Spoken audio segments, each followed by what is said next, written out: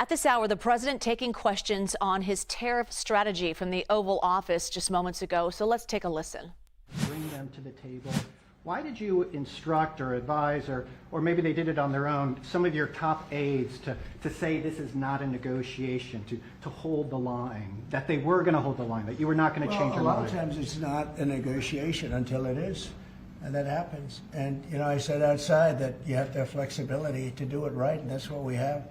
We brought everybody to the table, and it may not be a negotiation. It may not last. I mean, you know, things may be asked that I think are not fair to us. Look, we've been ripped off by essentially everybody for 35 years. This is not just a new thing. And Roger Penske just left. He's a great gentleman, great man, actually. And he said no other president would have had the guts to do this. And I believe that's right. They wouldn't have done it. They should have done this a long time ago. A long time ago they should have done it. I started it with China. I took in hundreds of billions of dollars in tariffs and taxes from China in my first term. And we had the greatest economy. We were up 88% on the stock market. That was the greatest ever in the history of our country. But it had to be done. It's something that had to be done.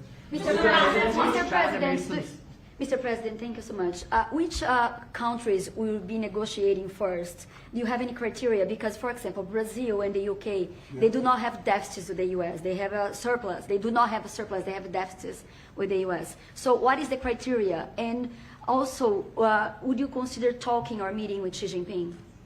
Oh, sure. He's a friend of mine. I like him. President Xi, I like him. I respect him. But they haven't treated our country right. Sure, I'd meet with him.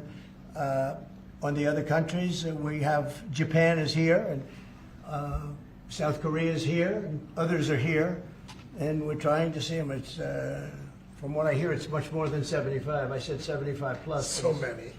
It's everybody wants to make a deal, actually, and you know we want to do what's right for our country. We also want to do what's right for the world.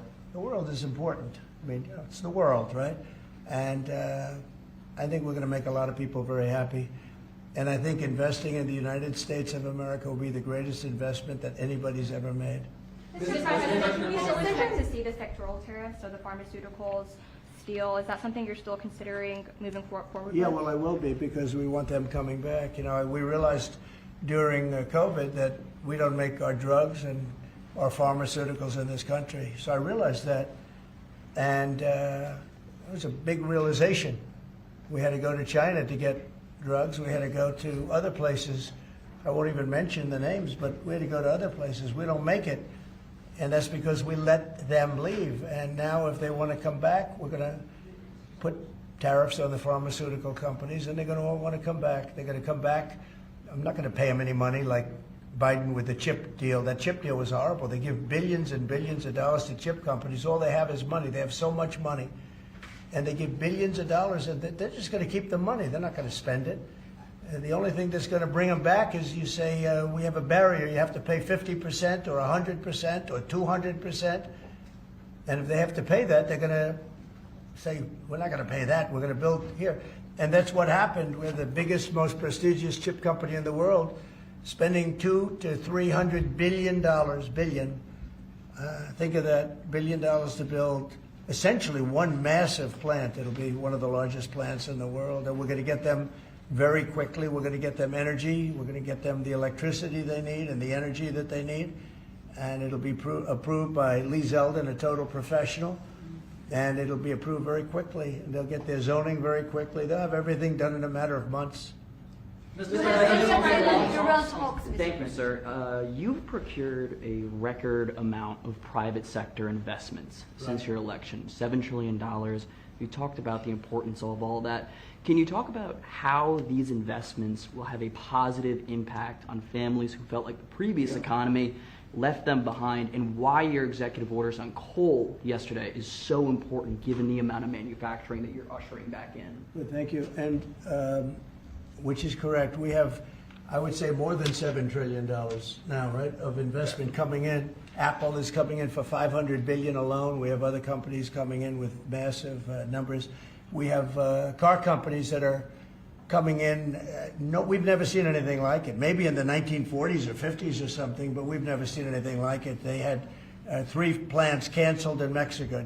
Not that we want to hurt Mexico, but we're for us.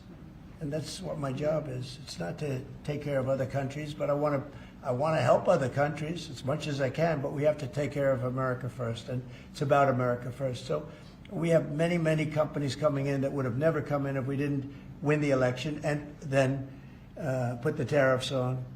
And they're coming in because when they build in the United States, there are no tariffs. You don't have to pay any tariffs. So instead of paying 30, 40, 50% or 25%, but it could go a lot higher in some of the industries. So we have steel mills right now that are raging. The steel industry was gone. If I didn't put the tariffs on steel, because China was dumping massive amounts of steel in my first term, and I put tariffs on it, I saved the steel industry, but now it's going to thrive, maybe like never before. I mean, if you go back to U.S. Steel from 90 years ago, it was incredible. It was the #1 company in the world for a long time. That's why we don't want to see it go to Japan. And we love Japan, but U.S. Steel was a very special company. We don't want it to go to Japan or any other place. So we're working with them, and I don't know if they need any money now. I'll be honest with you, they hit gold. They hit gold because if you look at it, they have such orders for steel now. It's incredible. What's going on in our country is incredible with respect to plants. So we lost 90,000 plants and factories from the beginning of NAFTA, the worst trade deal ever made in the history of this world, but certainly in the history of trade. There's never been a worse. You've been listening to the president answering questions about his tariff strategy from the Oval Office. We'll have more on that in America Decides with Major Garrett. That's next, with more on President Trump's 90-day pause on most of his new tariffs. And then be sure to tune in tonight. Money Watch experts Jill Schlesinger and Kelly O'Grady will join the Daily Report to answer questions about tariffs. That special airs at 6 p.m. Eastern right here on CBS News 24/7.